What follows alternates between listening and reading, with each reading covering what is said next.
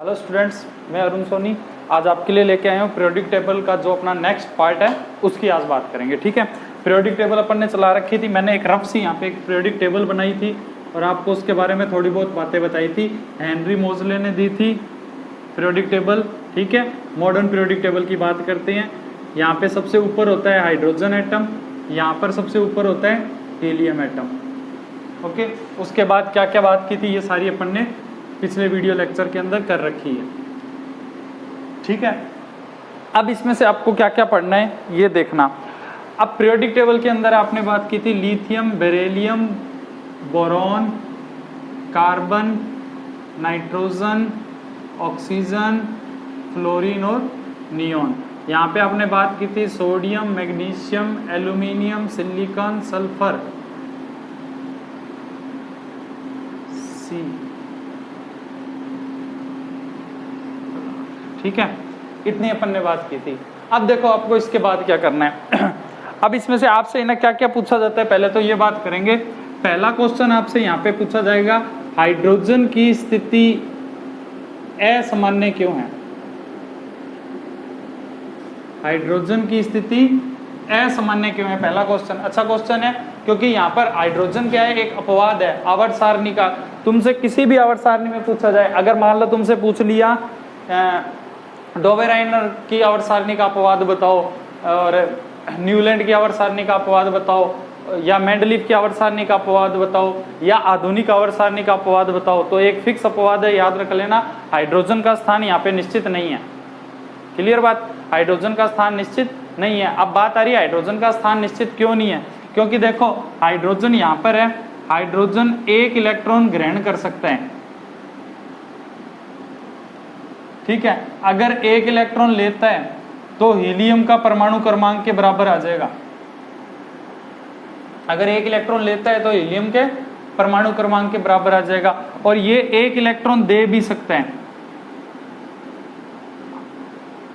अगर ये एक इलेक्ट्रॉन त्यागता है, ठीक है, तो इस वाले वर्ग के साथ आ जाएगा जिसकी संयोजकता क्या होती है, एक होती है। और अगर ये एक इलेक्ट्रॉन लेता है तो हाइड्रोजन यहाँ पर भी आ सकता है, तो अपवाद है। मगर इसको यहाँ पर ही क्यों रखा है, तो उसका रीजन सिर्फ इतना ही है क्योंकि इसमें प्रोटॉन की संख्या कितनी है, एक है। प्रोटॉन की संख्या के कारण इसको यहाँ पे रखा है। क्लियर, ये क्वेश्चन हो जाना चाहिए अब। ठीक है, हाइड्रोजन के बाद अपन बात करते हैं, आपसे एक क्वेश्चन और पूछते हैं। आवर्त सारणी के पहला आवर्त, दूसरा आवर्त व तीसरे आवर्त में कुल कितने तत्व हैं? कुल कितने तत्व हैं? ध्यान रखना, ये आपसे क्वेश्चन पूछा जाता है। पहले आवर्त में, दूसरे आवर्त में, तीसरे आवर्त में कितने तत्व हैं? और मैंने आपको पहले कहा 1 से 20 तक के नाम याद रखो, जिससे आपको ये पता चल जाएगा कौन सा तत्व कहाँ है। हो सकता है कल को पूछ ले कार्बन कौन से आवर्त में या कौन से वर्ग में है। तो देखो, पहले आवर्त में 1 और 2 तत्व होते हैं, दूसरे आवर्त में कुल तत्व होते हैं 10, तीसरे आवर्त में कुल तत्व होते हैं 10। ये याद रखना है मेन चीज तो। ठीक है, चलो अगर मान लो पूछ भी ले चौथे आवर्त में कुल कितने तत्व होते हैं, तो देखो यहाँ पर होते हैं 10 तत्व, 2 तत्व होते हैं इधर, 6 तत्व होते हैं इधर। 10 और 6 16 और 2 18। तो चौथे आवर्त में अगर कोई पूछ ले तो कितने बताओगे, 18 तत्व बताओगे। तत्वों की संख्या आपको याद रखनी पड़ेगी। ठीक है, उसके बाद आपसे पूछते हैं, एक परमाणु है, मान लो आवर्त सारणी की बात ना करके अब मैं एक परमाणु की बात करता हूं। परमाणु के अंदर ये होता है नाभिक, इस नाभिक के चारों ओर इसको हम बोलते हैं कोश। इसको क्या बोलते हो, कोश। और हेनरी मोजले ने इन्हीं को नाम दिया था, 1 2 3 4 इन्हीं को कहा था, और KLMN भी इन्हीं को कहा था। ठीक है, तो आपसे पूछा जाता है किसी भी कोश में कुल इलेक्ट्रॉन की संख्या निकालने का सूत्र क्या होता है, 2n²। मोस्ट इंपोर्टेंट क्वेश्चन है। ठीक है, किसी भी कोश में इलेक्ट्रॉन की संख्या निकालने का सूत्र क्या है, वो क्या है आपका 2n²। यहाँ पे n क्या है, ये कोश की ही बात कर रहे हैं, घेरे की।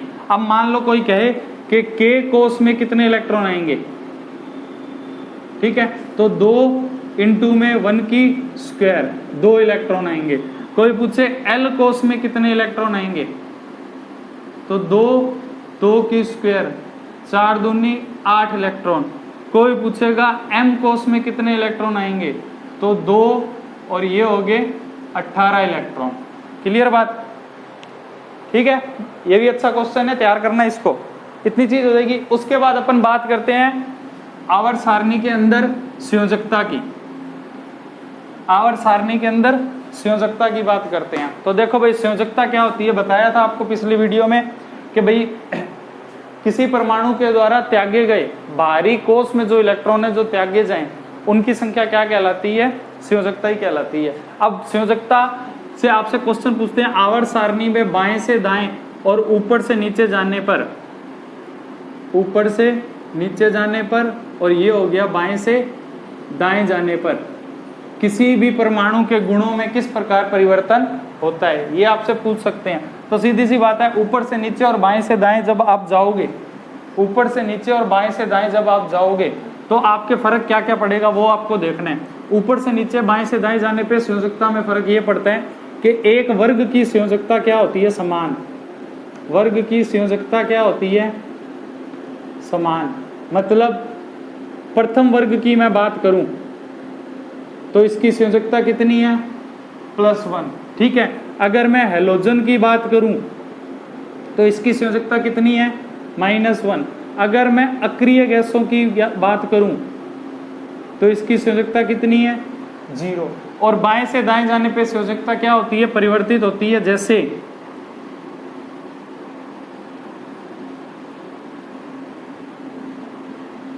ये देखो, जैसे लिथियम की संयोजकता +1, बेरिलियम की +2, बोरॉन की +3, कार्बन की +4, -4 भी, क्योंकि कार्बन इलेक्ट्रॉन दे भी सकता है और ले भी सकता है। नाइट्रोजन की +5 और -3, ऑक्सीजन की +6 और -2, फ्लोरीन की +7 -1, नियोन की 0। ठीक है, आप 0 भी बोल सकते हो और 8 भी बोल सकते हो। ठीक है, तो ये आपके हो जाएगा संयोजकता की बात। इससे आगे की बात करेंगे नेक्स्ट वीडियो में, और इस वीडियो के साथ मैं आपको 4 या 5 क्वेश्चन की पिक्स दूंगा, PDF होगी, उन क्वेश्चनों को जरूर करके देखना, notes banana. Okay, thank you.